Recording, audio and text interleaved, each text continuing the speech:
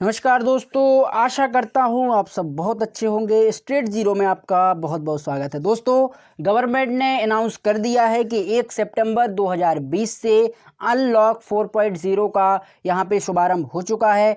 अब इस अनलॉक 4.0 में कुछ नए निर्देश दिए हैं, नई गाइडलाइन दी हैं। कौन व्यक्ति कहाँ जाएगा, कॉलेज के एग्ज़ाम होंगे, जेई मेंस के पोस्टपोन हो गए, या फिर जो परिवहन प्रोसीजर है जैसे मेट्रो हो गया, रेल हो गया, या फिर जो हमारे एरोप्लेन परिवहन हैं, क्या ये ओपन होंगे?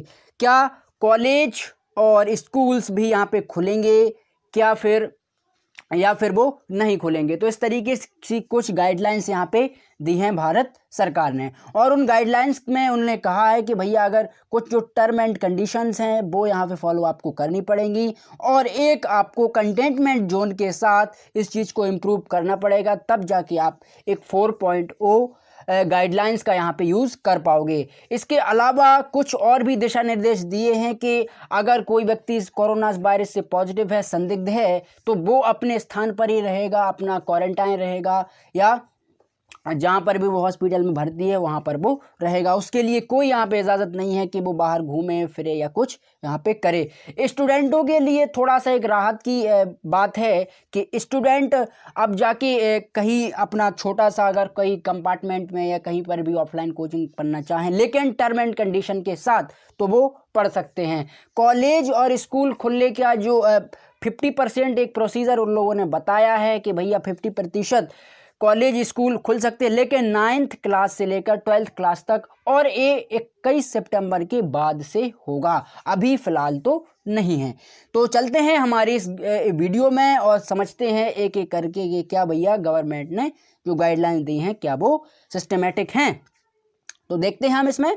देखो, मेट्रो सर्विस जो है वो रिज्यूम फॉर सितंबर 7 2020, यानी सितंबर 7 के बाद ही मेट्रो सर्विस को यहाँ पे वो रीओपन करेंगे। लेकिन फिलहाल में कुछ उसकी टेस्टिंग होगी, कुछ उसके लिए टर्म एंड कंडीशन लगाए जाएंगे, तब जाके आप मेट्रो चला सकते हो। जैसे बड़े बड़े महानगर हैं, दिल्ली, मुंबई, कोलकाता, या फिर कुछ छोटे भी हैं जैसे भोपाल हो गया, देन यहाँ पे जैसे लखनऊ हो गया, तो इनमें अगर मेट्रो आप चलाते हो तो कुछ कंडीशंस यहाँ पे अप्लाई होंगी। जैसे मेट्रो परिवहन की सारी जिम्मेदारी उस राज्य जिस राज्य में वो चलेंगी वो राज्य लेगा, और उसके अंदर अगर कोई प्रॉब्लम्स क्रिएट होती है या कुछ दिक्कत वहाँ पे आती है तो इसकी जिम्मेदारी भी वो राज्य लेगा। अब इसमें कई चीज़ें यहाँ पे निकल के आती हैं कि भैया अगर मेट्रो चलेगी तो कौन से लोग यहाँ पे सफ़र करेंगे? केवल वो लोग सफ़र करेंगे जिनका परमानेंटली एक इमीडिएट रूटीन सिस्टम है, चूँकि वो अपने ऑफिस कई दिनों से नहीं जा पा रहे हैं, उनका कारोबार ठप हो गया है या कारोबार रुका हुआ है, तो उनके लिए चीज़ें लागू होंगी। उसके उपरांत भी कुछ टर्म एंड कंडीशंस को लेकर आपके जो एक एकेडमिक सिस्टम है उसमें भी काफ़ी यहाँ पे कुछ चीज़ों को छोड़ा जाएगा। जैसे कॉलेज हो गया, कॉलेज के एग्ज़ाम्स को लेकर तो गवर्नमेंट ने कह दिया कि भैया राज्य सरकार अगर इसका डिसीजन लेना चाहे तो ले सकती हैं। जो फाइनल ईयर के स्टूडेंट हैं, चाहे वो बीए में हो, बीएससी में हो, बीटेक में हो, एलएलबी में हो, एनीवन कोई भी एग्ज़ाम हो जो यूजी लेवल पर कंडक्ट है या फिर वो पीजी लेवल पर कंडक्ट है। उसके अलावा अगर हम स्पोर्ट की बात करें तो स्पोर्ट में भी काफ़ी हद तक यहाँ पे टर्म एंड कंडीशंस हैं। जैसा कि अभी आपने सुना होगा कि आईपीएल दुबई में यहाँ पे चालू होंगे या होने थे, तो वहाँ से आईपीएल हमारे भारतीय क्रिकेट बल्लेबाज सुरेश रैना वो वहाँ से वापस आ चुके हैं, क्योंकि कुछ ऐसी टर्म एंड कंडीशंस हैं कि जिससे शायद वहाँ पे चीज़ें अच्छी समझ में नहीं आ रही हैं। अगर एंटरटेनमेंट की बात करें तो वो भी इसी प्रकार से यहाँ पे चल रहा है। कुछ कल्चर्स अगर देखा, जैसे मंदिर हो गया, मस्जिद हो गया, या फिर कोई धार्मिक स्थल है, वहाँ पे भी कुछ टर्म एंड कंडीशंस लगा करके आप वहाँ पे जा सकते हैं। जैसे जगन्नाथपुरी का जो मंदिर है उड़ीसा में, वहाँ पे जो पूजा होती है जगन्नाथपुरी की, तो वो एक अप्रॉक्सीमेटली हो सकती है, क्योंकि कुछ टर्म एंड कंडीशंस को लेके, जैसे कुरान या फिर आप नमाज पढ़ते हो या कोई इस्लामिक कोई भी जो सिस्टम है वो आप फॉलो करते हो, तो उसके लिए भी कुछ टर्म एंड कंडीशन है, तब आप मस्जिद जा सकते हो। उसके बाद जो पॉलिटिकल फंक्शन है जैसे पार्लियामेंट, तो कुछ हद तक वो ओपन करेंगे। कुछ विशेष सत्र जैसे कि बोलते हैं ना कि इमरजेंसी में, वहाँ पे उसको ओपन कर सकते हैं। उसके बाद इसमें कुछ परमिशंस यहाँ पे दी हैं कि भैया अगर आप ऐसी जगह पर जाते हो तो आपको 100 पीपल से ज़्यादा यहाँ पे आज़ादी नहीं मिलेगी, यानी 100 लोगों से आप ज़्यादा लोगों को कंटेंट नहीं कर सकते या उन लोगों को ज़्यादा नहीं बुला सकते। उसके बाद आपको सोशल डिस्टेंसिंग तो भैया मेंटेन करना ही पड़ेगी, और थर्मल स्क्रीनिंग के बाद ही आपको वहाँ पे प्रवेश मिलेगा। चाहे आप कॉलेज जाएं, स्कूल जाएं, या फिर मस्जिद जाएं, मंदिर जाएं, कोई भी चर्च जाएं, धार्मिक स्थल पर या फिर पॉलिटिकल स्तर पर आप कहीं पर भी जाते हैं तो आपको मास्क और sanitiser, social distancing, thermal screening, ये सभी प्रकार के प्रोसीजर आपको फॉलो करने पड़ेंगे। उसके बाद 21 सितंबर 2020 से यहाँ पे एयर थिएटर्स जो हैं वो अलाउ हो जाएंगे। तो उसके बाद आपका जो परिवहन सिस्टम है एरोप्लेन वाला, वो भी यहाँ पे चालू हो सकता है।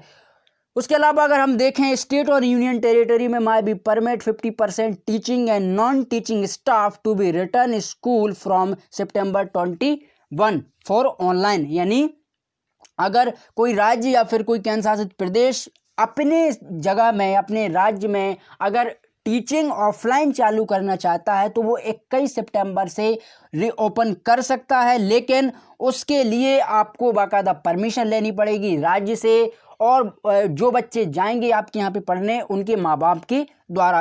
अदरवाइज ऐसा नहीं हो पाता है। तो भैया आप ऑनलाइन टीचिंग को ही बढ़ावा दें और ऑनलाइन टीचिंग की तरफ ही आप प्रेफरेंस दें। उसके बाद जो 9th एंड 12th के स्टूडेंट हैं वो भी अगर आउटसाइड कंटेनमेंट जोन फिर भी permitted to visit their faculty, clear doubt on voluntary basis for September 21। यानी अगर कोई स्टूडेंट है जो कि 9th से लेकर के 12th क्लास में पढ़ता है, अगर कोई उसको डाउट है, कोई प्रॉब्लम्स आ रही है टीचिंग में या कोई चीज़ में, तो आप उसको एक ऑफलाइन भी गाइड कर सकते हो, लेकिन 21 सितंबर के बाद। इसके अलावा यही हाल भैया कॉलेजों के हैं कि कॉलेज तो बिल्कुल भी यहाँ पे बंद होंगे, और अभी तो कॉलेज फिलहाल में नहीं खुलेंगे, लेकिन जो फाइनल ईयर के स्टूडेंट हैं उनके लिए कुछ राहत है कि चलो ठीक है, उनके एग्ज़ाम कंडक्ट कराए जाएंगे। और बाकी जैसे अगर हम जो फाइनल ईयर की, जैसे सेकंड ईयर और फर्स्ट ईयर के जो बच्चे हैं वो एग्ज़ाम देंगे, उनका एग्ज़ाम होगा प्रमोशन बेस से, यानी वो प्रमोशन बेस से वहाँ पे पास होंगे। तो इस तरीके से भारत सरकार ने कुछ गाइडलाइंस दी हैं 4.0 के लिए।